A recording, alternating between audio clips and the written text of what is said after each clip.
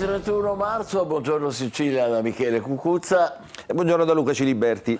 Oggi avremo nostro ospite il segretario della CISL di Catania, Maurizio Attanasio, appena confermato dal Congresso. Andremo a scuola di sicurezza stradale e poi avremo ancora ospite l'autrice di un romanzo di fantascienza, Finisterre, Laura Romano. Ma cominciamo con le notizie dell'ultima ora. Picchiato in strada da due giovani per difendere il figlio, un fruttivendolo è morto a Partinico, nel Palermitano. Gli aggressori, due fratelli, si sono costituiti. Sconvolta la comunità, il sindaco di Partinico dice non si può morire così. Vediamo. Pestato violentemente per aver difeso il figlio, Partinico, in provincia di Palermo, Gioacchino Vaccaro, fruttivendolo di 45 anni, è morto all'ospedale del paese dopo ore di agonia, massacrato di botte solo perché aveva difeso il figlio minorenne aggredito da due giovani in pieno centro a Partinico. La tragedia si è consumata in largo Avellone sotto gli occhi della moglie e del figlio 17enne, anche lui rimasto ferito nella colluttazione. Secondo una prima ricostruzione, il ragazzo avrebbe rimproverato i due fratelli per la velocità con cui sfrecciavano in una strada dove si trovavano anche altri passanti. Chi era alla guida avrebbe fatto inversione. A quel punto entrambi sarebbero scesi, cominciando a colpire con violenza il minorenne davanti agli occhi della madre. La donna avrebbe quindi chiamato il marito, ma quando Vaccaro è arrivato, tentando di difendere il figlio, sarebbe stato a sua volta massacrato di botte e colpito più volte alla testa e in diverse altre parti del corpo. Padre e figlio sono stati trasportati all'ospedale. Il 17enne ha riportato lesioni alla testa, ma non è in pericolo di vita. Il padre invece è morto 5 ore dopo. Gli aggressori sarebbero due fratelli conosciuti in paese che si sarebbero costituiti spontaneamente alla caserma dei carabinieri. Adesso vediamo con Luca Ciliberti cosa dicono i quotidiani di questo fatto sconcertante, gravissimo. È un fatto davvero sconcertante che raccoglie anche l'interesse della cronaca nazionale. Noi vi facciamo vedere su tutti un articolo sulle pagine regionali della Sicilia, eccolo qua, giusto per vedere la foto di questa vittima. Lui si chiamava Gioacchino Vaccaro, eccolo qua. Gioacchino Vaccaro appunto era un venditore di frutta e verdura a largo Avallone a Partinico. Nella ricostruzione fatta anche, che abbiamo sentito anche nel servizio, la reazione del figlio 17enne contro questi balordi era stata suscitata dal fatto che l'imprudenza era stata effettuata in una zona abitata, ricca di famiglie e bambini, quindi insomma una reazione spontanea, no? in questo caso. La discussione sarebbe rapidamente trasformata in aggressione e i due appunto sono tornati a bordo e hanno aggredito l'uomo picchiandolo selvaggiamente a morte. Grazie Luca, c'è un'ultima ora, 2 arresti tra Barcellona, Pozzo di Gotto e Siena. Le indagini hanno consentito di fare luce su un agguato mortale avvenuto nel gennaio del 2013, in cui aveva perso la vita Giovanni Perdichizzi, che all'epoca faceva parte della famiglia mafiosa del quartiere San Giovanni di Barcellona, appunto. La vittima era incaricata di tenere la cassa dell'associazione mafiosa, di raccogliere il denaro che derivava dalle estorsioni nella zona tirrenica della provincia di Messina. Per questo poi il delitto e i 2 arresti di oggi. A Siracusa un 48enne è stato gambizzato in via Costanzo e secondo gli investigatori potrebbe trattarsi di un avvertimento forse legato al giro della droga e caccia al sicario. Vediamo. Un uomo di 48 anni è qui, all'Umberto I di Siracusa, e lotta tra la vita e la morte. È l'ora di pranzo, quando in via Costanzo viene colpito alle gambe da alcuni proiettili, mentre si trova dentro l'androne, sotto casa. Qualcuno si avvicina, pistola alla mano, quasi certamente per un'intimidazione. Poi l'uomo rimane a terra, mentre il sicario fugge via, facendo perdere le proprie tracce. Sono diversi colpi d'arma da fuoco esplosi, botti che non sono passati inosservati inosservati e che hanno rotto il silenzio nella difficile zona popolare. La polizia sta seguendo ogni pista, anche se la più probabile sembra quella legata allo spaccio. La vittima, già nota alla giustizia, infatti avrebbe precedenti per droga. È proprio questa, a 2 passi dal parco di Bosco Minniti, è una delle piazze di spaccio più attive della zona nord della città, in ambito malavitoso, chiamata Bronx. Intanto continua la caccia degli investigatori al sicario, anche se pare che nella zona non ci siano telecamere. Luca, i quotidiani approfondiscono questa notizia? Sì, eccolo qua, alla Mazzarona il gambizzato, un 48enne, forse una lezione, quindi già diciamo come dire, un passo avanti nelle indagini. L'uomo di 48 anni è rimasto ferito, adesso gli investigatori proveranno ad ascoltarlo per sapere cosa dice, però cos'è il dubbio da dove nasce? Che appena qualche giorno fa, sempre a Siracusa, proprio in quel quartiere, era stato gambizzato un altro uomo, quindi insomma l'intento sembra chiaro, non era quello di uccidere ma di voler dare proprio una lezione. Episodi che non sembrano collegati tra di loro, dice l'articolo del giornale, ma che comunque hanno un unico filo conduttore, che è l'allarme sicurezza in città. Cambiamo argomento, parliamo di sanità, ancora in corso l'ispezione ministeriale all'azienda sanitaria di Trapani per lo scandalo che conoscete bene dei referti istologici in ritardo. L'ispezione è ancora in corso nonostante il manager sia stato sospeso. A quanto pare risultano nuove accuse contro lo stesso, si chiama Croce, nel mirino i suoi ultimi provvedimenti. L'assessorato regionale alla salute passerà al vaglio la legittimità di tutti i provvedimenti firmati dal manager dell'ASP di Trapani, Ferdinando Croce, nelle ultime ore del suo incarico, antecedenti la notifica della sospensione e l'avvio della procedura di decadenza. Si tratta di una dozzina di incarichi di primariato e di ben 2 concorsi banditi nelle ore in cui era ormai chiaro che sarebbe scattato il provvedimento di sospensione. Non basta, al vaglio andranno anche altre delibere assunte nelle settimane trascorse da quando è esploso lo scandalo a quando la regione ha deciso di adottare il provvedimento. La vicenda è quella dei 3.308 referti istologici in ritardo, 206 dei quali riportanti diagnosi di tumore. Uno scandalo per il quale Schifani ha chiesto scusa e ora sottolinea come invece non lo abbia fatto Croce. La relazione degli ispettori regionali parla di gravi carenze gestionali proprio da parte di Croce. La prima relazione degli ispettori ministeriali, sulla quale contava il manager, va nella medesima direzione, anche se l'ispezione è ancora in corso. Ma Fratelli d'Italia continua a difendere il manager. Al punto il deputato trapanese Giuseppe Bica sostiene che Croce ha fatto bene il suo lavoro all'ASP. Un fatto è certo che lui si è attivato quando è venuto a conoscenza del tema, ha coinvolto anche esponenti dell'assessorato regionale, quindi ci sarebbe da comprendere meglio quali e quanti sono le sue responsabilità. Non è un caso che Croce, nel momento in cui subisce questo procedimento, tiene duro, diciamo, nel senso che sostiene che lui ha agito correttamente e bene e che addirittura preannuncia che molto probabilmente effettuerà un ricorso, quantomeno difenderà quella che è la sua posizione. Da Roma però rimbalzano notizie sull'ispezione ministeriale non favorevoli al manager, così come trapela l'umore del ministro Schillaci, che non ha preso bene la brutta figura fatta al Question Time su questa vicenda per effetto di un'informativa parziale arrivata proprio da Trapani. Abbiamo argomento, passiamo al calcio, altro derby, altra vittoria per il Catania che rifila 3 gol al Trapani e risale al 5° posto in classifica. E domenica arriva all'Avellino. Il Catania vola, il Trapani sprofonda. I rossazzurri conquistano l'8° risultato utile consecutivo con 4 vittorie in trasferta e viaggiano a vele spiegate verso i playoff. I Granata collezionano la 6ª sconfitta di fila.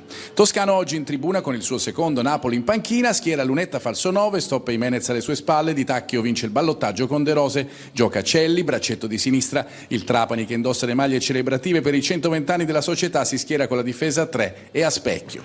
La prima emozione è targata Trapani, Piovanello crossa da sinistra, la difesa del Catania allontana, sulla respinta arriva per primo Toscano che colpisce bene e costringe Dini alla parata. Alla prima conclusione vera il Catania va in vantaggio, schema su calcio d'angolo, il pallone arriva ad Anastasio che dai 30 metri lascia partire una gran conclusione che si va ad insaccare nell'angolino alla sinistra di Uicai.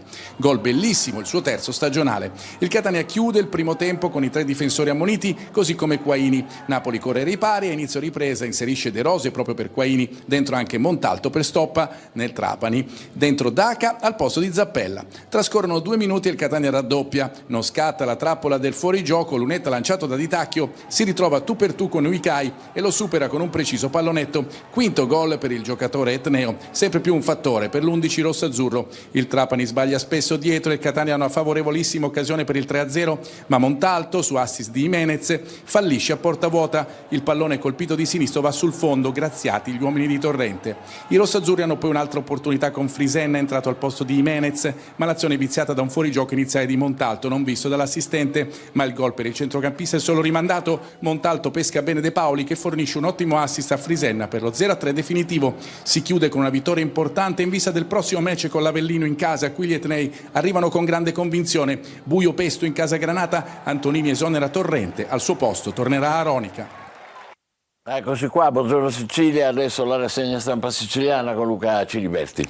Allora, partiamo proprio dal servizio che abbiamo visto, il Catania, insomma la vittoria nel derby a Trapani, certamente rinvigorisce e dà morale ai rossazzurri che diventano rossazzurri, secondo il titolo della Sicilia, in formato playoff, gioco e gol nel derby siciliano e domenica arriva l'Avellino. Anastasio, Lunetta, Frisenna, le firme sulla vittoria esterna, ottavo risultato utile di fila in vista del duello con la capolista al Massimino, e qui c'è tutto il racconto della cronaca della partita, come abbiamo sentito anche dal servizio. Vediamo le reazioni, il tecnico, una dimostrazione di maturità, la trasferiremo pure nei playoff, quindi si guarda già avanti in casa Catania. Di recente, dice Michele Napoli, che è il vice di Toscano, abbiamo recuperato tanti infortunati, ci sono più possibilità di variare gioco e uomini, prima aveva una panchina corta. E ancora i calciatori protagonisti della vittoria, siamo più solidi in tutti i reparti, quindi si evince questo spirito di gruppo. Sbloccare il match nel primo tempo diventa determinante. Il difensore centrale del Catania dice: allenamenti intensi in vista degli spareggi, la dedica va ai tifosi. E allora andiamo a vederla un po' questa classifica, il prossimo turno, insomma che cosa ci racconta questo campionato. Eccola qua la classifica, con il Catania che sarà al quinto posto a 47 punti, ospiterà l'Avellino, come abbiamo visto nei titoli, che è molto distante in classifica, è la capolista, quindi big match in questo caso della prossima giornata. Sprofondano invece le altre due siciliane, il Trapani medio-bassa classifica a 32 punti, Messina con la penalizzazione resta ultimo nonostante la vittoria nel turno di anticipo della giornata. Andiamo a vedere il prossimo turno. Come abbiamo già detto, il Catania sfiderà alle 19:30 di domenica prossima l'Avellino in casa, mentre il Trapani andrà a Latina sabato. Per il Messina invece trasferta sempre domenica a Sorrento alle 17:30. Il titolo ovviamente della prima pagina del quotidiano La Sicilia nella fotonotizie è dedicato al Catania, 3 squilli con i 3 calciatori catanesi. Catania sbanca Trapani 3-0 e continua a scalare la classifica, quinto posto nel mirino. Ma vediamo la prima pagina, insomma, del quotidiano, che in taglio alto ha questa notizia, diciamo, di approfondimento che riguarda appunto le reti sottomarine. Fino in fondo. La Sicilia è nodo cruciale delle autostrade marine che portano energia e dati, quindi insomma si sviluppa anche questo titolo in questo senso. Vediamo anche questa notizia, sempre in taglio alto, Partinicolo, abbiamo visto poc'anzi, picchiato in strada per difendere il figlio, muore un fruttivendolo, e poi sempre in taglio alto una notizia, diciamo, che ha dell'incredibile in qualche modo.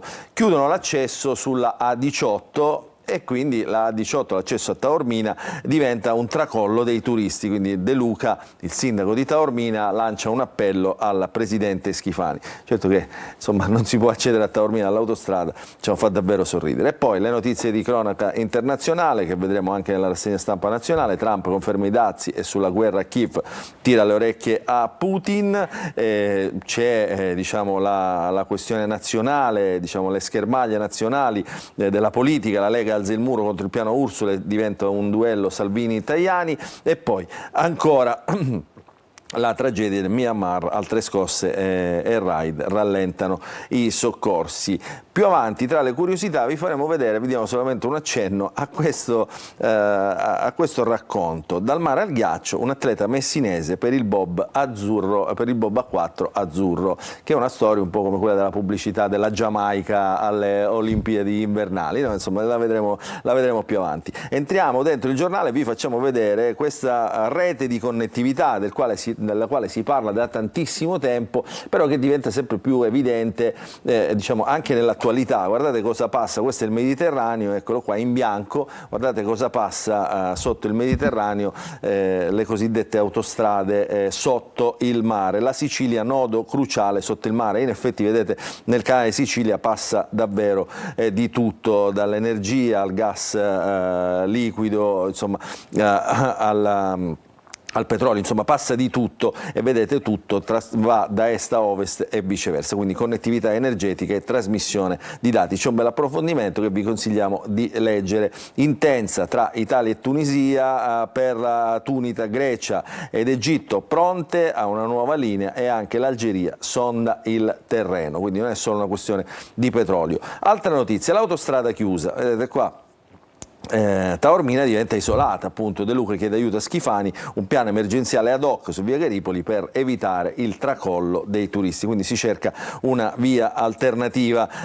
Urge, dice il sindaco, un piano ad hoc di tipo emergenziale per predisporre un'apposita legge regionale per superare lo stato di crisi dettata dalla chiusura di via Garipoli a seguito degli annunciati lavori di messa in sicurezza del sovrastante costone roccioso pericolante che saranno realizzati dal cantiere del raddoppio ferroviario. Quindi insomma non sempre in qualche modo il progresso aiuta, no, le comunità, in questo caso la comunità di Taormina. Altra notizia che peschiamo ed è un po' curiosa dal quotidiano La Sicilia, in piazza per il dialetto siciliano che diventa la lingua, diciamo i manifestanti dicono diventi la lingua della regione. Parliamo senza vergogna, in centinaia sfilano con striscioni, canti e tamburi a Palermo. Questa era la manifestazione dell'orgoglio siciliano, davvero curioso anche questo pezzo. Vi faccio vedere adesso la prima pagina della Sicilia di Catania. Gli alcolisti anonimi, esistono, ancora un problema ovviamente sociale, una seduta, quindi un racconto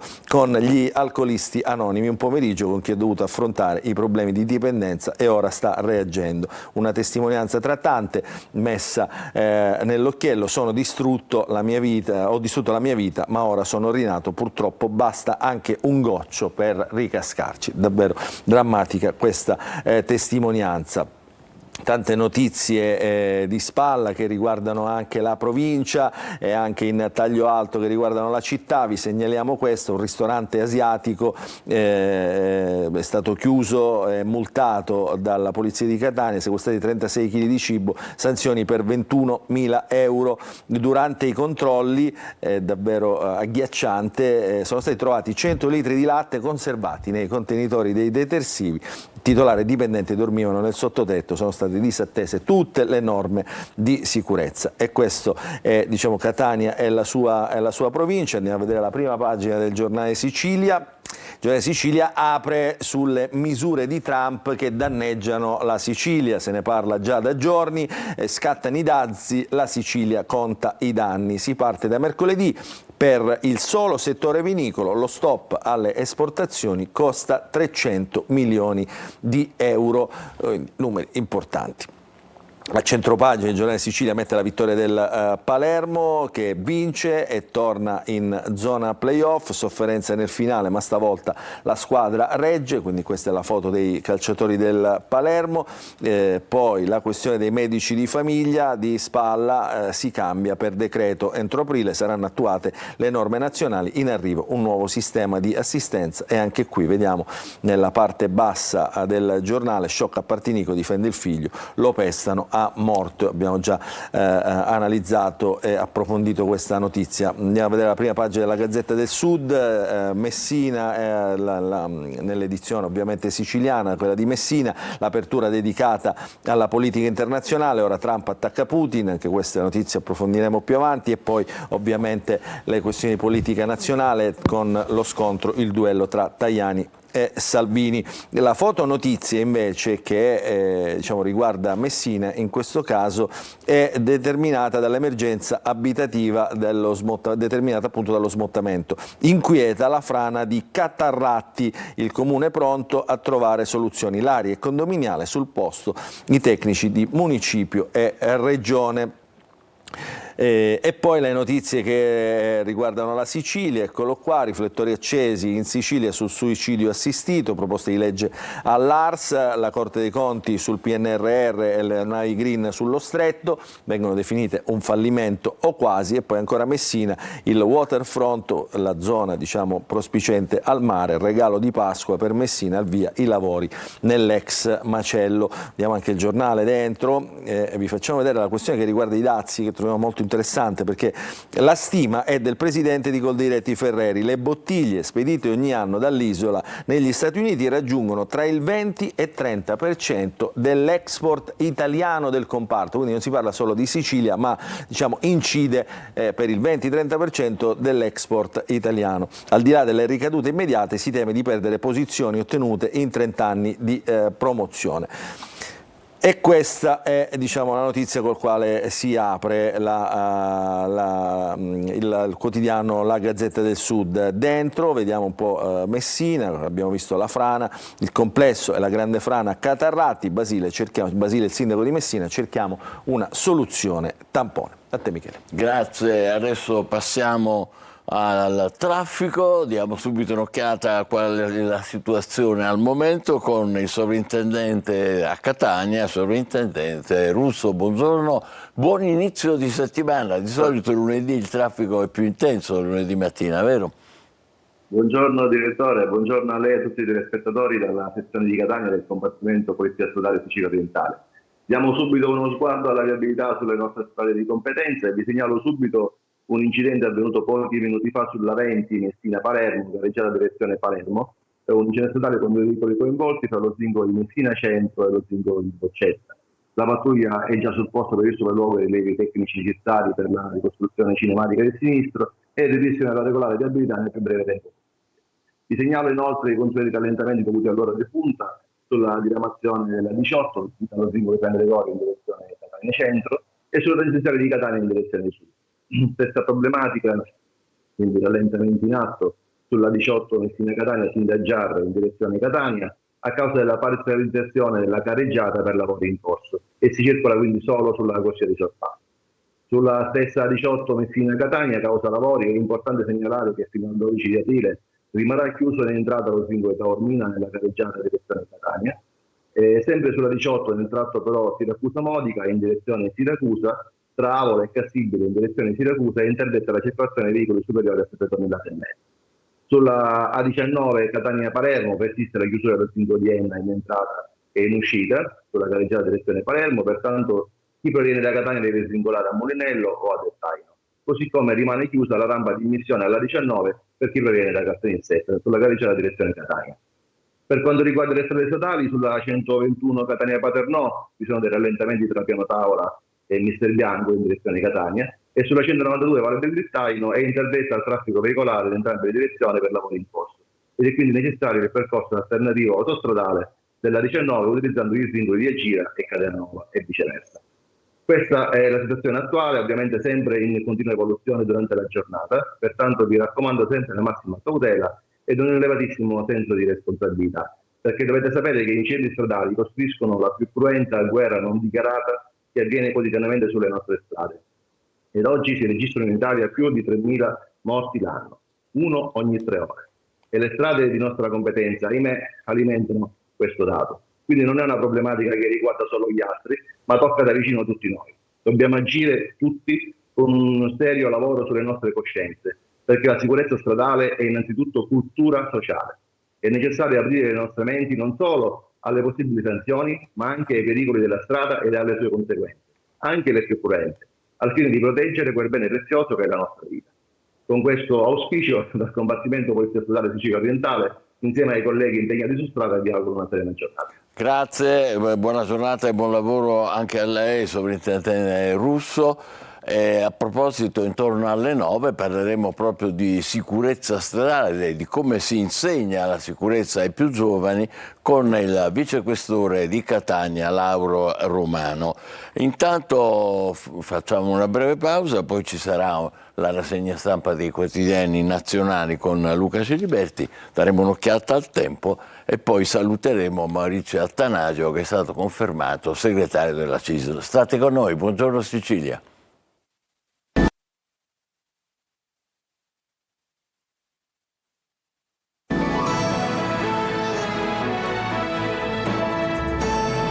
Buongiorno Sicilia, i quotidiani nazionali di oggi, a te Luca. Grazie Michele. Allora, oggi, insomma, come abbiamo visto anche da una veloce lettura delle prime pagine dei quotidiani regionali, quindi riportiamo anche i quotidiani nazionali, tutto centrato sul racconto, la sfida in qualche modo tra Trump e Putin sul processo di pace. Sembrano siano incrinati quei buoni rapporti, diciamo in qualche modo ostentati nel colloquio con Zalesky alla Casa Bianca. E allora, vediamo come titolano i giornali. Partiamo dal Corriere della Sera, principale quotidiano italiano. L'Ucraina, sull'Ucraina Trump sfida Putin, il leader degli Stati Uniti dice: sono arrabbiato, senza un'intesa Dazi anche contro Mosca, quindi minaccia Dazi a tutti, Donald Trump senza pietà. Poi minaccia pure l'Iran e parla di un terzo mandato. Il drone russo in volo sui cieli di Ispra, questa è una parentesi che inquieta in qualche modo anche i cieli italiani. Indagine del pool antiterrorismo di Milano. Leggiamo nel sommario: rischia di rompersi il dialogo tra Stati Uniti e Russia, il presidente Trump avverte il leader del Cremlino, senza intesa imporrò dazi anche a Mosca, gli parlerò tra pochi giorni. Washington lancia minacce anche all'Iran per il nucleare, o troviamo un accordo, dice Trump, o li bombarderò. Finisce nel mirino dei giudici invece il caso del drone russo avvistato nei cieli di Ispra. La procura di Milano ha deciso di indagare per terrorismo. Questo è il titolo principale, poi ci sono ovviamente tutti i commenti a contorno di questa notizia e la politica italiana che in qualche modo si divide. Eccolo qua: Salvini attacca l'Unione Europea, duello con Tajani. No agli sfasciacarrozze, dice Tajani, pungendo Salvini. Tra Forza Italia e Lega il duello a distanza e senza esclusione di colpi che sembrano non finire mai. A centropagina il Corriere della Sera mette il calcio, perché ormai è sfida a due per lo scudetto. Eccolo qua: vincono Inter e Napoli, e quindi insomma sono le due pretendenti allo scudetto di questa stagione. Myanmar, il terremoto drammatico, terremoto che ha sconvolto questa parte di mondo. Il figlio di Suu Kyi, non so più nulla di mia madre, è un racconto che si intreccia anche con la guerra civile in Myanmar. I morti del terremoto non fermano la guerra civile, mentre si scava tra le macerie l'esercito colpisce i ribelli, non so più nulla di mia madre. Da lei una lettera in 4 anni, dice: dagli Stati Uniti Kim Harris, secondogenito del premio Nobel per la pace Aung San Suu Kyi. Insomma, questo è un approfondimento in questa tragedia. Vi faccio vedere però in taglio alto, ci sono due notizie: uno che racconta, che annuncia l'uscita del libro su Musk, chi è davvero Elon Musk, ma in taglio alto ci ha colpito oggi questa notizia che ci riguarda molto da vicino e che poi, quando ha una firma prestigiosa come Gian Antonio Stella, diventa anche argomento di dibattito. Sicilia, il flop dell'acqua, le dighe restano vuote, argomento che noi abbiamo raccontato tante volte, Michele, però messo nero su bianco in fila da Gian Antonio Stella fa davvero riflettere e dovrebbe far riflettere anche la nostra politica. Allora vediamola questa pagina del Corriere della Sera, eccolo qua: dighe vuote, dissalatori arrugginiti, il grande flop dell'acqua in Sicilia, collaudati solo 20 invasi su 47, bocciati tutti i progetti presentati dalla Regione con i fondi del PNRR. E qui c'è tutto il racconto diciamo, delle incongruenze diciamo, di questi ultimi anni. Impietoso racconto. Impietoso, perché poi insomma quando ci guardano da fuori, no, diventa ancora più drammatico questo racconto. Questo è un pezzo che suggeriamo ai nostri telespettatori di leggere attraverso le pagine del quotidiano Corriere della Sera di oggi. Andiamo a vedere le altre prime pagine. Ecco, la Repubblica, stesso titolo del Corriere della Sera, quindi stesso tenore diciamo, di racconto. Trump sfida Putin. Sono arrabbiato per le critiche a Zelensky, senza intesa con l'Ucraina gli imporrò i dazi. In settimana parlerà con il leader russo e l'Iran, accordo sul nucleare o vi bombarderemo. Questo è il clima diciamo sereno che si respira no? in questo momento nel mondo. E la Lega, ecco, poi si dividono le due forze politiche della maggioranza, la Lega contro l'Europa, Tajani sfascia carrozze. Andiamo a vedere velocemente anche la Stampa. Il riarmo spacca il governo, ecco qui una lettura più nazionale diciamo, di questa questione internazionali, perché il leader leghista appello ai patrioti contro la von der Leyen, Tajani invece parla di sfasciacarrozze, quindi è tutto diciamo, lì il nodo, diciamo, la questione diciamo, dell'Europa, come deve affrontare questo momento storico. Poi c'è un'intervista a Giuseppe Conte, leader del Movimento 5 Stelle, contro i 5 Stelle, il partito bellicista, risponderemo con un'onda in piazza il 5, quindi sabato prossimo ci sarà la chiamata diciamo, in piazza del Movimento 5 Stelle. Trump e Putin, la guerra fredda, eccola qua, di corsi e ricorsi storici in qualche modo che ritornano in questo caso. Vi facciamo vedere anche, sempre dalla prima pagina, un commento che è questo di Flavia Perina sul muro diciamo, tra Salvini e Tajani. La nuova sortita pacifista di Matteo Salvini è simile alle precedenti solo in apparenza, in realtà ha una qualità da difendere da ogni esternazione del passato sul medesimo argomento. Accade dopo un vertice di maggioranza in cui si giurava di aver trovato la quadra dopo la presenza di Giorgia Meloni alla riunione dei volenterosi, dopo una mozione parlamentare equilibrista che avrebbe dovuto ricompattare ogni contraddizione. Tornando invece a parlare contro i piani europei, Salvini disconosce di fatto ognuno di questi passaggi. Insomma, una critica diciamo, alla politica, ai modi, alla politica, alla strategia politica di Salvini. Andiamo a vedere la questione del drone invece, sempre del Corriere della Sera, perché c'è diciamo, un fascicolo aperto su questo drone che ha sorvolato i cieli di Ispra. Polemica appunto è un'inchiesta in arrivo, il Copasir e 4 interrogazioni parlamentari. Ora sembra una vicenda diciamo, di poco conto, però in realtà questo drone russo che diciamo, sorveglia un'area militare italiana lascia insomma lascia qualche dubbio importante. Vedete 5 passaggi addirittura, lo facciamo vedere nel riassunto, nelle schede di riassunto, 5 passaggi sul centro di Ispra. Per una settimana a marzo un drone russo ha sorvolato una delle strutture più sorvegliate del nord Italia, il Joint Research Center della Commissione Europea a Ispra sul Lago Maggiore.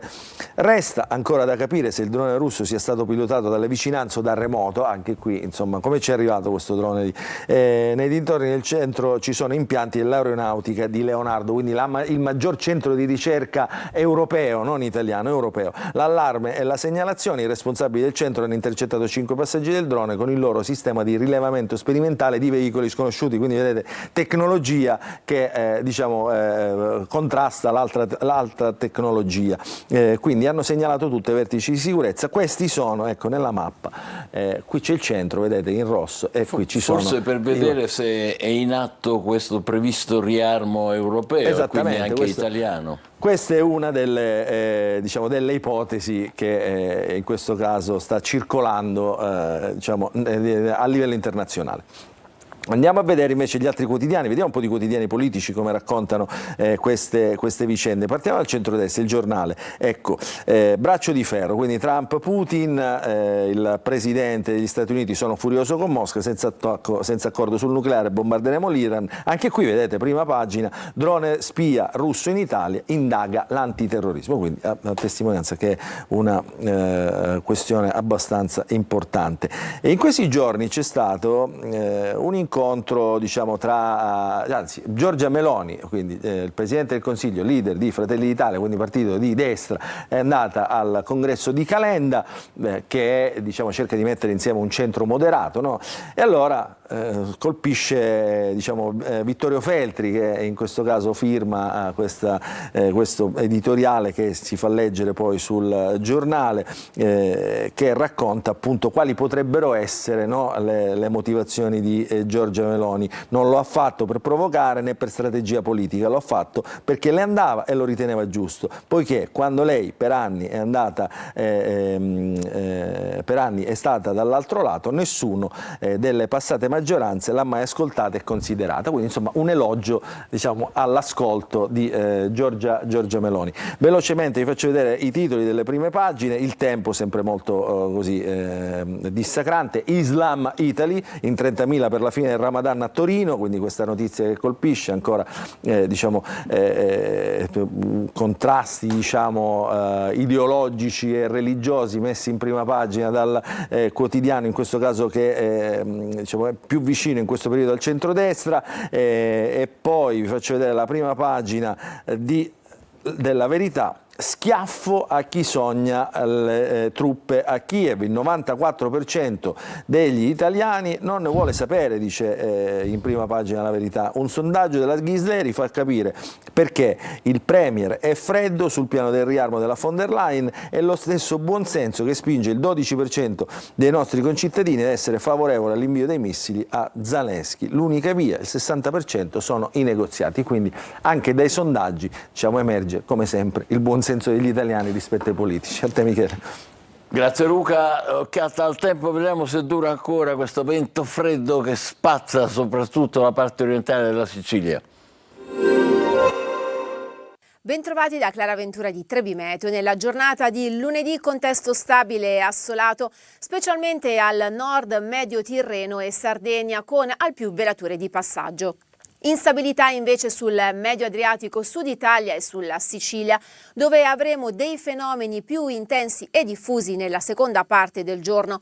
Non mancheranno temporali di forte intensità. Attenzione anche a venti che soffieranno sostenuti su parte delle zone costiere e le temperature massime resteranno al di sotto dei 20 gradi. Per quanto riguarda la giornata di martedì, situazione piuttosto instabile su tutto il territorio.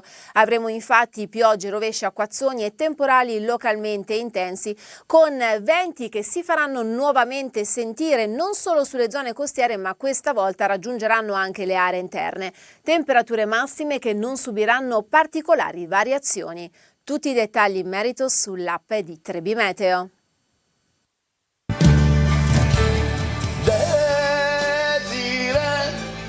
Ma quando cucini tu con me, Desiree, l'assaggio è l'immenso per me.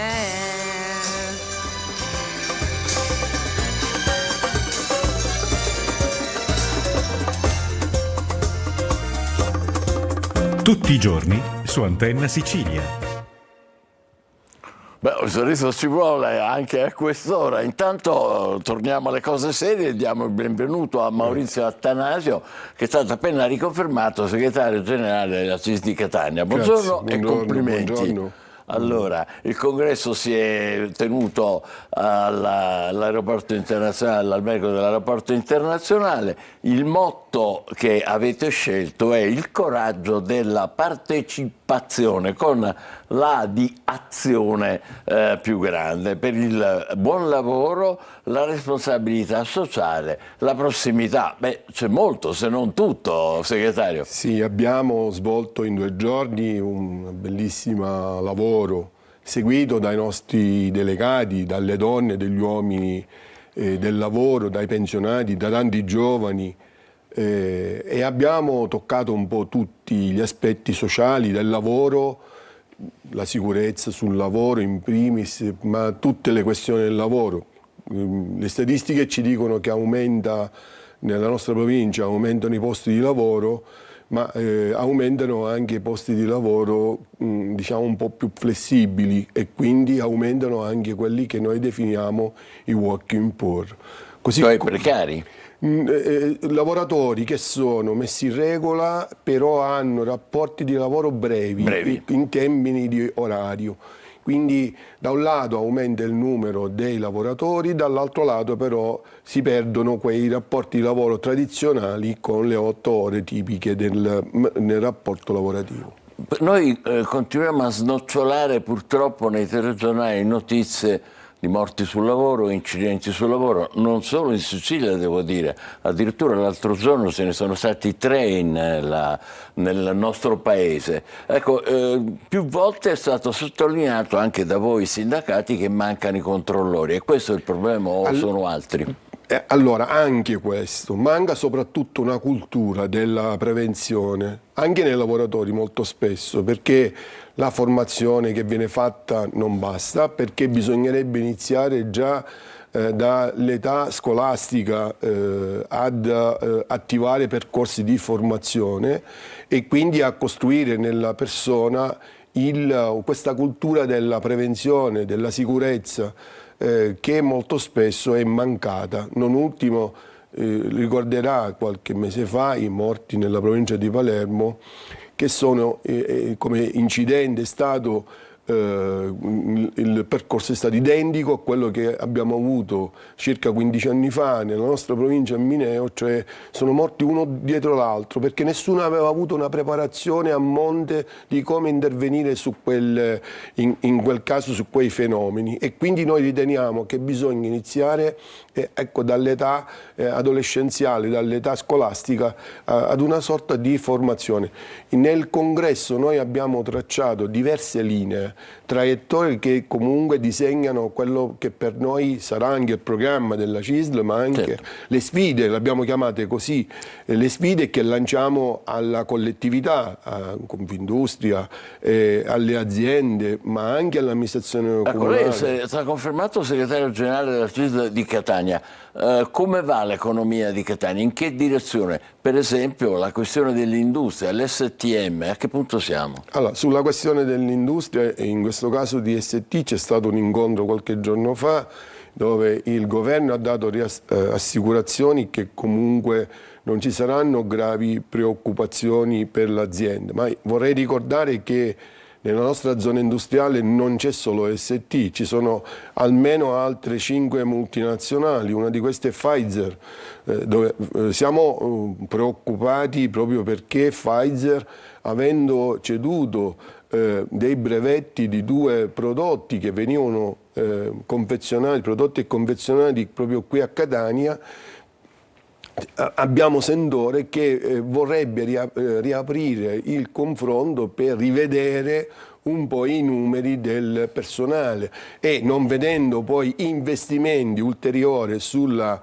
aziendali, la questione ci preoccupa. Questo è un motivo di preoccupazione, invece per ST è su ST più ottimistica l'immagine. Il governo ha dato assicurazioni, riteniamo che il confronto che ci dovrebbe essere a giorni sul livello nazionale possa diramare ogni dubbio e possa chiarire tutti gli aspetti che in questo caso contornano la vicenda. Nella nostra provincia leggiamo la disoccupazione giovanile supera il 50% con punte ancora più elevate nelle zone interne, zone rurali, dove si arriva a un'occupazione, sono le vostre stesse statistiche, attorno al 45%, quindi meno della metà. Che fare?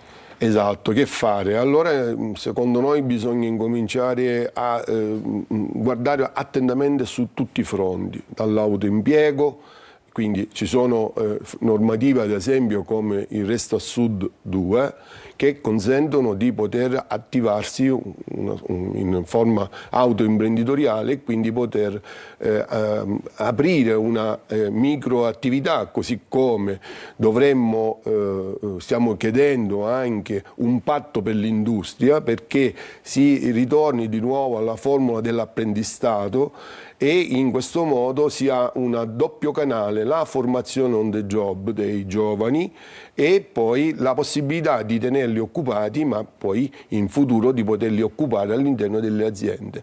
Ecco, per quanto riguarda la sanità abbiamo avuto tante notizie un po' allarmanti per quanto riguarda i ritardi negli esami istologici, qui siamo dalle parti di Trapani, e per quanto riguarda la sicurezza dei medici, la carenza di medici e infermieri. Ecco, la CISL su cosa punta? Noi siamo stati forse l'unica organizzazione sindacale che proprio sulla sicurezza dei medici e del personale sanitario del primo soccorso ha lanciato una campagna di sensibilizzazione e di prevenzione. Abbiamo chiesto anche ai direttori generali di costituirsi parte civile, di non abbandonare i lavoratori. Sugli aspetti della sanità noi siamo anche qui preoccupati perché la riforma prevista dal PNRR, che sarà epocale tra l'altro, prevede la costruzione, l'avvio di una formula diversa tra acuzie e nonno. Quindi prestazioni siamo differibili.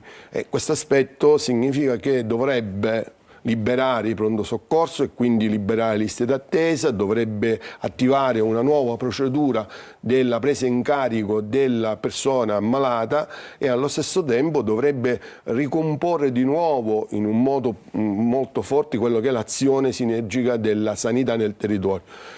Sarebbe importante un cambiamento di questo genere. Non a caso detto epocale, perché significa che finalmente si ha un'attenzione diversa rispetto al tema della salute, non solo sanità, della salute, perché la missione 5 e 6 del PNRR mettono assieme proprio questi due aspetti, salute psicofisica, ma anche questioni che riguardano gli aspetti dell'invecchiamento attivo, tutte quelle questioni che comunque devono essere prese in carico poi dai servizi sociali. E che tempi possiamo immaginare per la fattibilità di una riforma epocale di questo genere? Guardi, ecco, l'allarme che abbiamo lanciato, infatti uno dei temi è dopo il PNRR, e che comunque, come sicuramente lei saprà, la Comunità Europea ci ha imposto delle scadenze e non prevede termini né deroga né proroga. E ce la facciamo? Bella domanda. È quello che noi da ora in avanti, con il pressing che metteremo in campo e grazie anche al vostro aiuto sicuramente, riusciremo a spingere su questi temi, perché oltre a quello della sanità c'è quello dell'acqua. È notizia di qualche giorno fa di un'altra infrazione comunitaria, ad esempio sulla questione della rete fognaria. Noi abbiamo i soldi, però non riusciamo a mettere in cantiere le opere. Questo perché? Perché gli enti locali non hanno adeguato personale, così come in sanità. Il rischio è di fare bellissime strutture ma vuote di personale. Perché non c'è personale. Tra l'altro oggi leggevamo insieme con Luca Ciliberti un minuto fa il Corriere della Sera, impietoso un servizio sulle dighe che non si riescono a colmare, cioè, e quindi il rischio di ricominciare con la crisi idrica. Dottore Cucuzza, se ne sta parlando poco, ma noi tra qualche mese avremo il problema dell'acqua e il rischio è che se ne parlerà quando già siamo in emergenza. Quindi anche voi prevedete, cioè lamentate una scarsa ripresa dell'iniziativa, è tutto sull'emergenza, poi non si preannuncia, non si prevede nulla. Certo, si agisce ed è una delle critiche che muoviamo, al di là degli schieramenti. A noi non interessano gli schieramenti politici o partitici, noi ecco, il tema azione, ecco, partecipare con azione è proprio questo. Noi chiediamo che si metta in campo, mai così tanti soldi abbiamo avuto a disposizione dalla Comunità Europea, dal governo nazionale ma anche dal governo regionale per le infrastrutture, per le opere infrastrutturali del nostro territorio. Quello che manca è l'azione. In qualche giorno fa c'è stata riunione della cabina di regia presso la prefettura di Catania, istituita dal prefetto, tra l'altro, che ringraziamo, e lì è emerso con crudeltà che molte amministrazioni non sono preparate. L'ultima battuta, non sono preparate tra l'altro sulla questione più delicata, quella dell'attenzione alle politiche sociali. Noi le definiamo politiche di protezione sociale. Nel nostro territorio, nella nostra provincia, è un'analisi che abbiamo fatto, io mi permetto poi di lasciargliela perché la seguo e so che lei puntualmente ci ritorna sulle questioni. Nella nostra provincia abbiamo comuni e comuni, cioè tutto viene lasciato alla fattualità di dove io risiedo. Se risiedo in un comune che fa, bene, se risiedo in un comune che fa mi devo rassegnare perché non avrò niente. Abbiamo chiesto alla città metropolitana di istituire proprio un osservatorio provinciale sulla disabilità e sulle persone fragili, perché è un tema che a noi sta particolarmente a cuore, di cui anche in questo caso lanciamo un allarme che deve essere accolto. Teneteci informati per la vostra azione, che fa parte appunto del vostro slogan, del vostro motto. Ringraziamo Maurizio Attanasio, segretario generale della CISL di Catania, le auguriamo buon lavoro visto che è stato appena riconfermato. Tra poco andremo a scuola di sicurezza stradale con il vicequestore aggiunto della Polizia Stradale di Catania. Intanto facciamo una breve pausa, il tempo di augurarvi buongiorno Sicilia e buon caffè anche a lei. Grazie.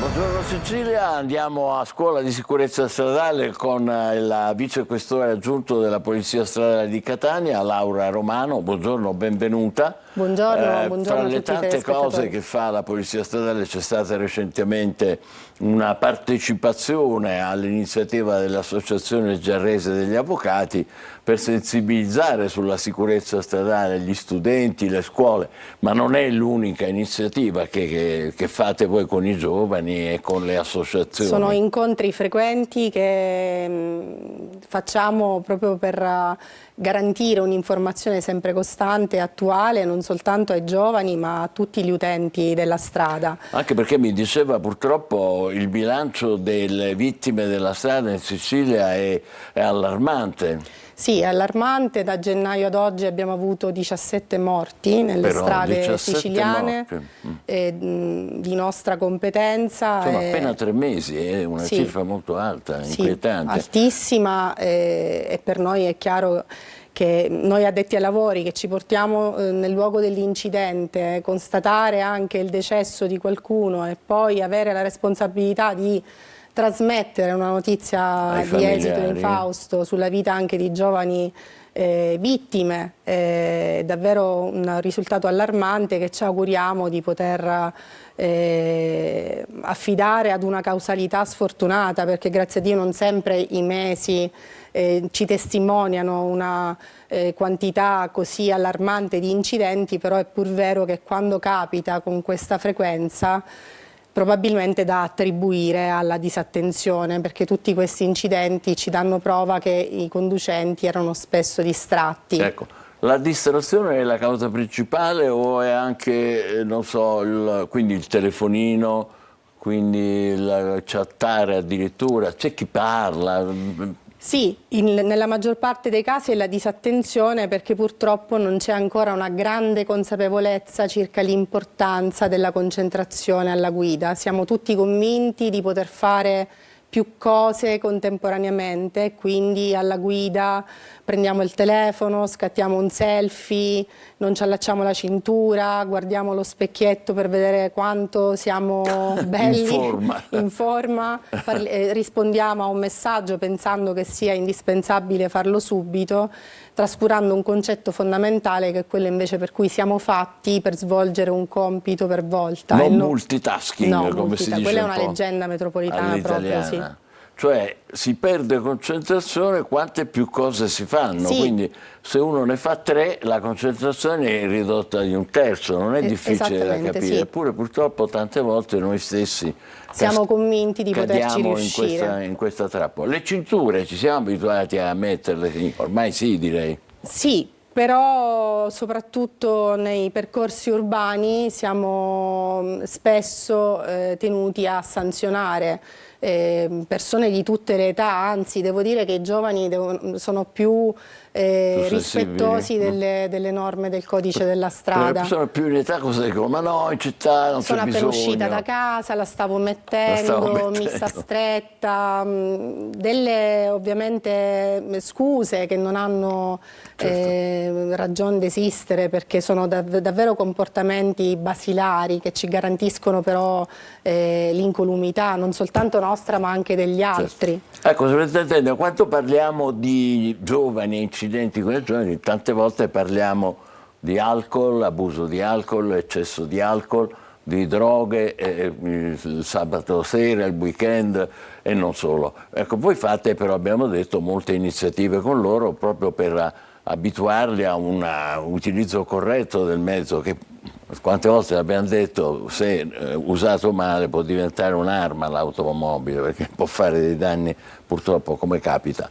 E i giovani sono molto recettivi. Ecco. Noi sviluppiamo percorsi formativi nelle scuole che fanno capo ad un progetto ormai esistente da 25 anni, si chiama Icaro, ed è un progetto formativo variamente articolato per età, perché chiaramente la formazione la inculchiamo anche ai più piccoli, quindi classi di ogni ordine e grado, e sono particolarmente emozionati nell'osservare quello che facciamo, anche perché gli attribuiamo la possibilità di vedere anche delle esperienze di vita vissuta, incidenti stradali che hanno portato anche alla morte di giovani vittime coetanee e degli osservatori che rimangono particolarmente colpiti, e quindi il progetto ha davvero efficacia, perché accende una lampadina su questi giovani. Ma è vero che coinvolgete i giovani anche perché utilizzate tecnologie che piacciono a loro, come quelle che stiamo vedendo adesso,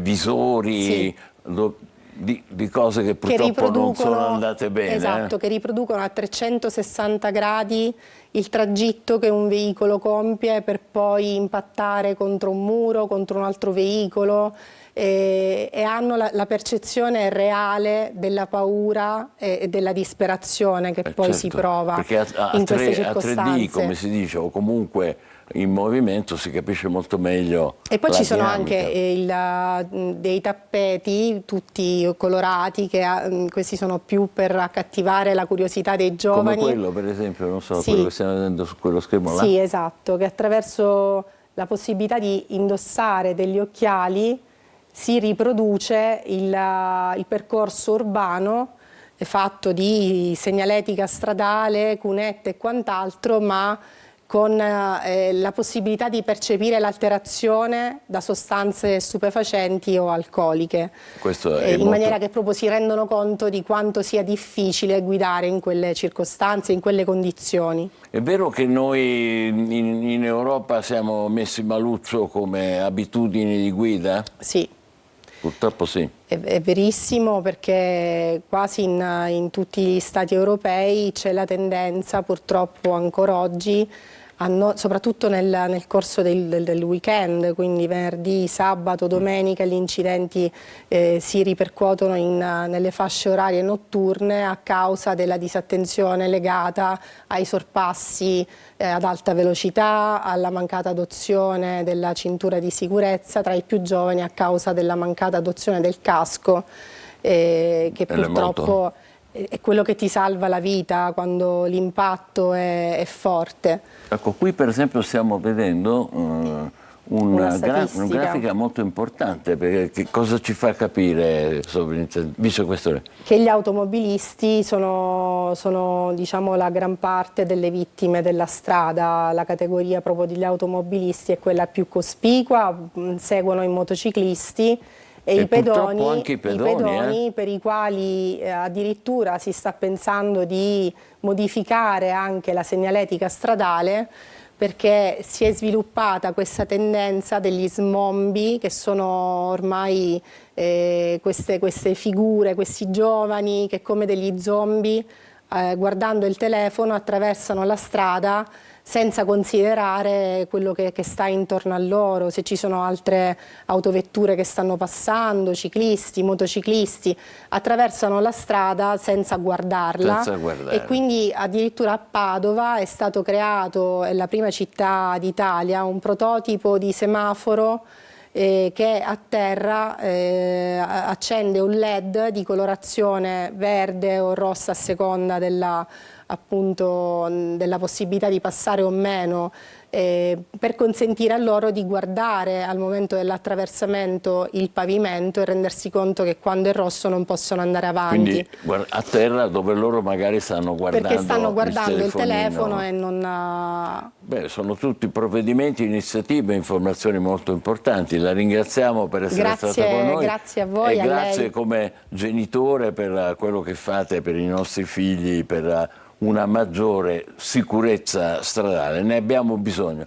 Ci fermiamo provvisoriamente e tra poco parleremo di un interessantissimo libro un giallo che si chiama Finisterre, parola latina, ma poi ci spiegherà l'autrice Cinzia Di Mauro. State con noi, buongiorno Sicilia. Grazie ancora. Grazie a voi.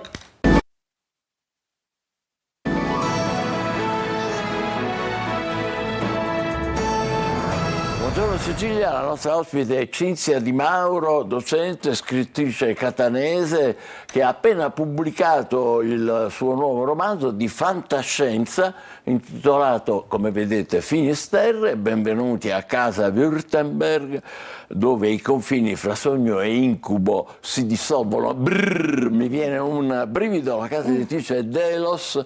Benvenuta, sì, complimenti. Grazie. Allora, questo libro, per chi è da queste parti, verrà presentato alla Mondadori di Catania, quella di Piazza Roma, sabato alle 5:30, naturalmente con l'autrice, ed è una storia che mette insieme satira, scenari di guerra, riflessioni sulla libertà attuale, è così? Esatto, sì, proprio come il genere distopico in generale, che proprio vuole capovolgere l'utopia, no? Distopico, l'opposto dell'utopico. Esatto, l'opposto dell'utopia, per cui vuole rappresentare una società totalitaria, un po' come esempio, insomma, la 1984 di George Orwell o Il mondo nuovo di Huxley.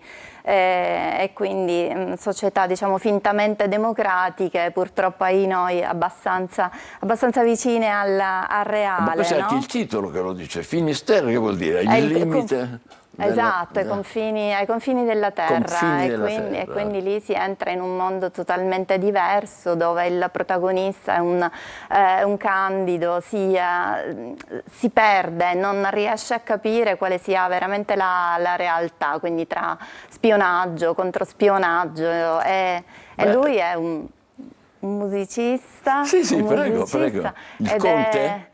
No, diciamo, il protagonista narratore si chiama Thomas Zimmer. È importante che sia un musicista perché appunto lui rappresenta un po' l'intellettuale, l'arte, forse è l'arte che salvifica, ecco, che la è musica poi, la musica in particolare, questa armonia. Questo strano mondo dove domina un partito totalitario che però si chiama Lavoro e Libertà ed è l'opposto. Esatto, sì, nasceva appunto in un periodo in cui anche politicamente da noi si usava molto questa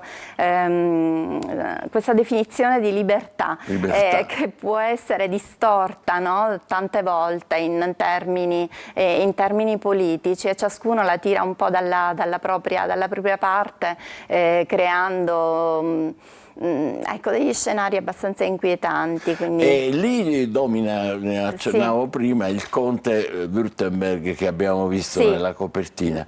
Ma lui è Thomas Zimmer, poco importa. Ma lui è un inventore.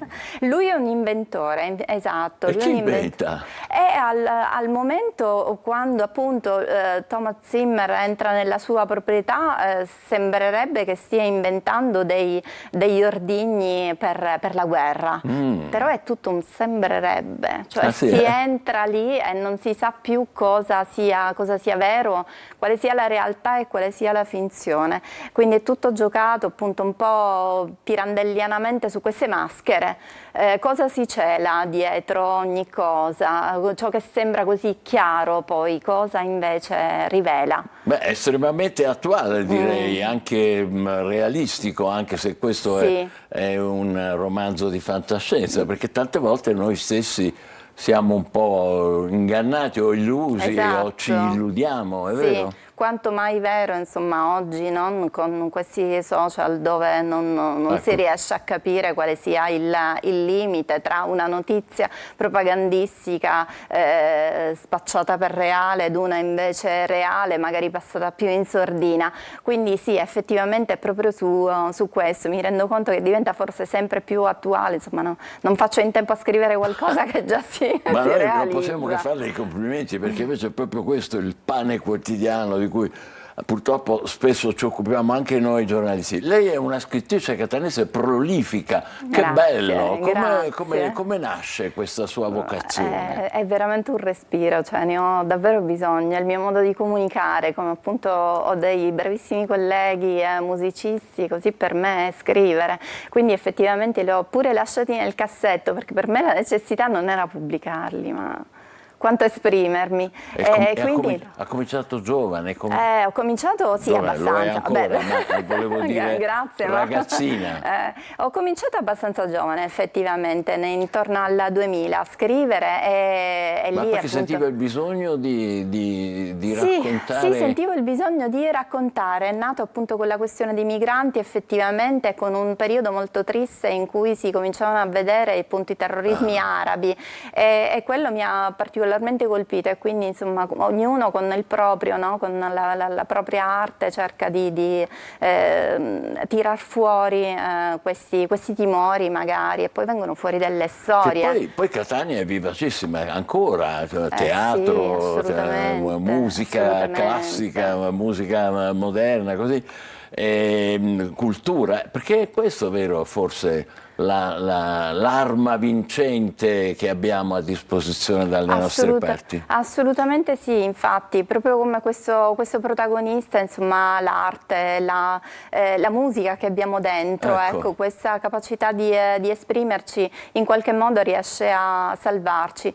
E io dico lì forse individualmente, però se trovassimo degli antidoti collettivi sarebbe sicuramente meglio. Una di queste insomma è l'ironia, che io tento di mettere un po' in tutti i miei racconti, ecco, che sia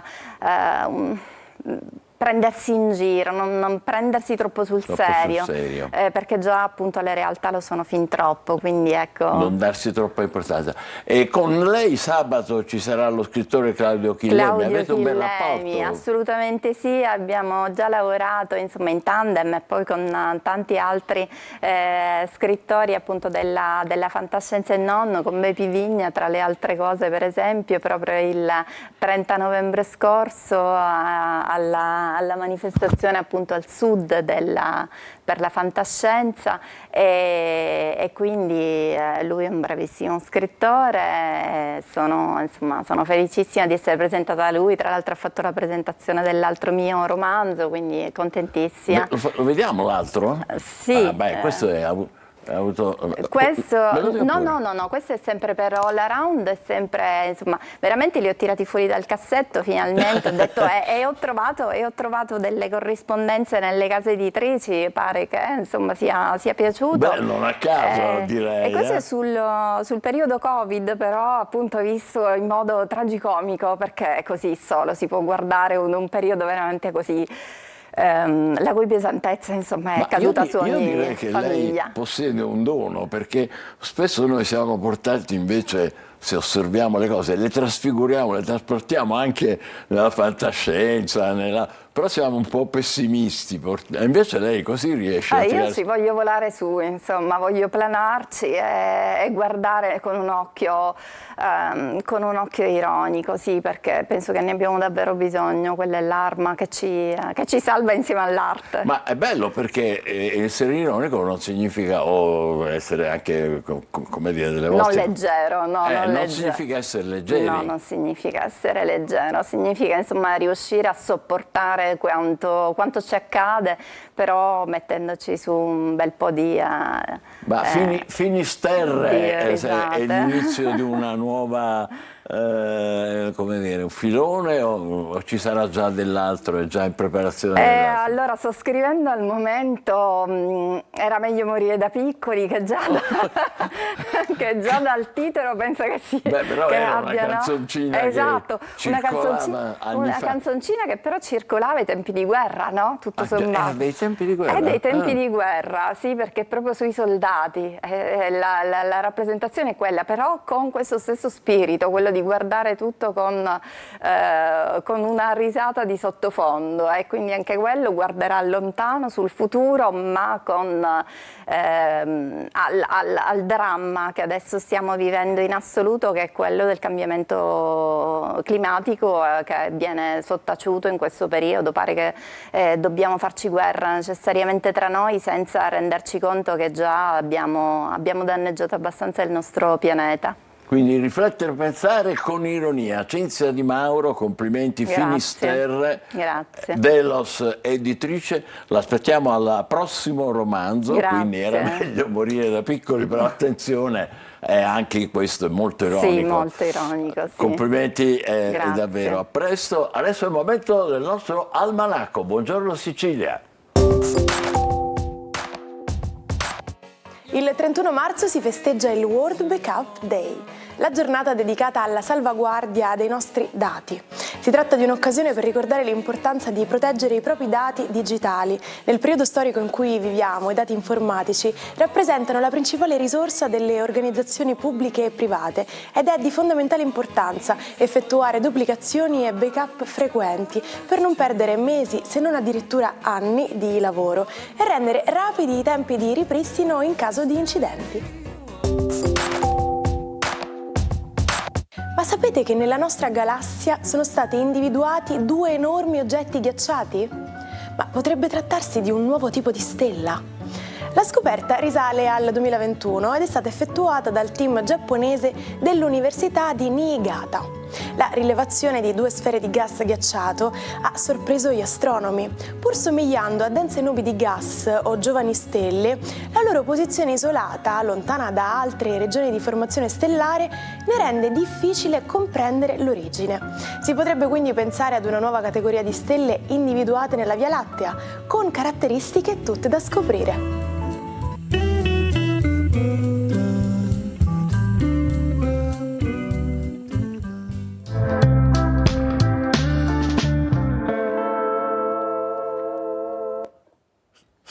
Stelle nuove, largo a Marco Amato, eccoti qua, ciao Marco, buon inizio. Buongiorno Sicilia, buon inizio settimana. Bellissima questa tazzona, oggi dose doppia dopo il weekend.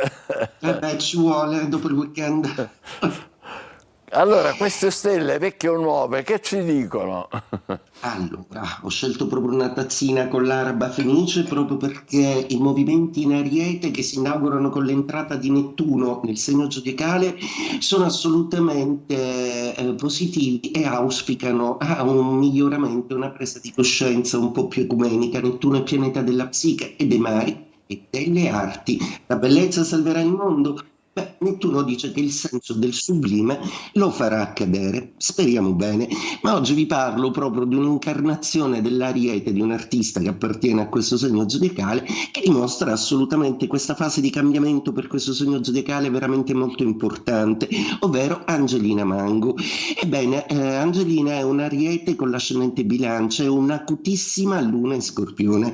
Sorprende tutti perché dopo aver interrotto gli studi in lettere moderne all'Università di Bologna ha deciso di riprenderli stando un po' lontana dai riflettori, proprio perché i problemi di salute di cui non ha fatto mistero e una certa presa di coscienza sembrano averle indirizzate in questo senso. E cambiare idea in corso d'opera è sempre sinonimo di grande intelligenza e con la luna in Scorpione acutissima le darà sicuramente quella capacità d'analisi, la valutazione elegante di una bilancia, ma soprattutto quel senso di cambiamento che è instillato per adesso dal primo segno zodiacale, Ariete, protagonista di questa giornata e di questo periodo zodiacale. E quindi cosa succede per le stelle? Ariete è assolutamente in primo piano, un Ariete che cambia come la marea, un Ariete che è disposto a mettere in discussione ciò che si è accorto che quello che voleva ieri oggi non lo vuole più. E perché no? Si può anche cambiare. Toro, la luna oggi è nel vostro segno zodiacale, per cui oggi troverete assolutamente le vostre emozioni a farvi compagnia. Un Toro un po' più morbido, sentimentale, appassionato. I Gemelli invece si accordano con un'equipe, con un gruppo e fanno un ottimo lavoro di squadra. Cancro, luna compatibile a voi, per cui giocatela bene, soprattutto al lavoro, nella carriera, proprio perché le decisioni che avete preso adesso sono messe in ballo e portano le loro conseguenze tutte da gestire. Leone, luna quadrata, ma ci sono molti appoggi dall'Ariete, per cui i segni di fuoco sono abbastanza blindati per ora, Ariete, Leone e Sagittario, quindi con un po' più di possibilismo e meno sospettosità vi aggirerete un po' come dei leoni curiosi senza troppo ruggire. Vergine, una giornata oggi che prevede una luna super compatibile perché in Toro, quindi un bellissimo trigono, le emozioni tornano a essere un po' più lineari, tanto più che Nettuno ha dismesso la sua opposizione, tutto è meno caotico per la razionale Vergine, questo le farà sicuramente piacere. Bilancia, ottima giornata per voi. La Luna ha dismesso l'opposizione e Nettuno vi ricorda di pensare ai sentimenti. Non tutto può essere in ordine razionale, abbracciate un divido disordine.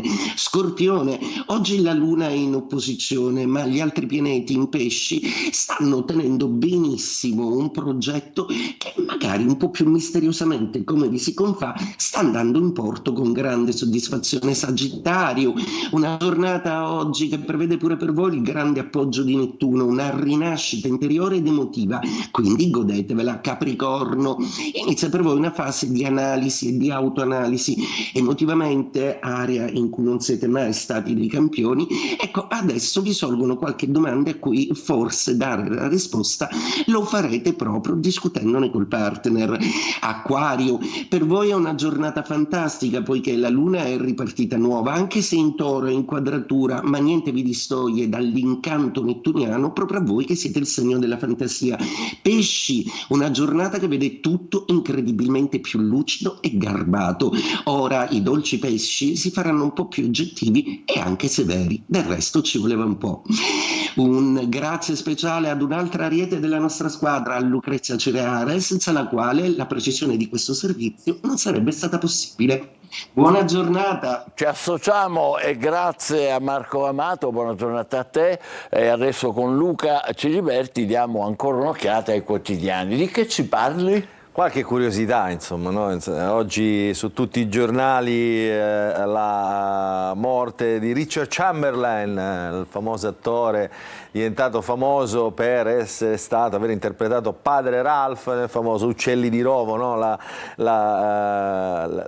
TV, la serie TV, allora non si usava la parola fiction, la serie TV dello scandalo, la storia d'amore, insomma, del prete con la sua, diciamo, amante, ecco, in quel modo, che si spogliò, insomma, dall'abito talare, insomma. Poi fece tante altre cose Richard Chamberlain, fu il dottor Kildare, fu Shogun nella serie dei samurai, quindi Richard Chamberlain, che lo riportano, ecco, questa notizia è riportata un po' su tutti i giornali, l'amore scandaloso del prete. Poi ti faccio vedere la notizia di cui parlavamo poc'anzi, un personaggio che è un velocista siciliano che si chiama Nicolás Artuso, che diciamo, parteciperà ai Giochi Olimpici Invernali in che disciplina? Nel bob, che non è, complimenti, che non è consueta, no? una disciplina consueta della Sicilia soprattutto, infatti il titolo è La Sicilia ai Giochi come la Giamaica, nel famoso spot, insomma, che riprese questa storia. E poi per chiudere ti faccio vedere un'ultima notizia. Ti ricordi, abbiamo parlato poc'anzi della guerra fredda? Già. Cioè, sembriamo tornati davvero a 40 anni fa, anche nella musica, no?